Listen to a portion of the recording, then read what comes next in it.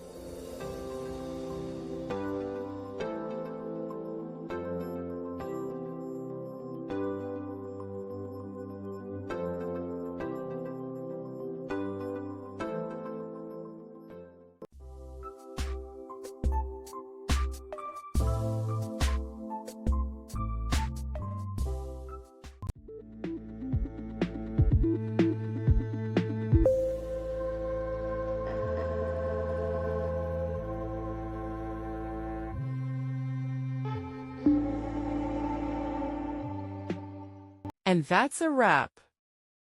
I hope you found the answer you were looking for. If you did, take a second to hit that subscribe button. It really helps out. And let me know in the comments which solution worked best for you.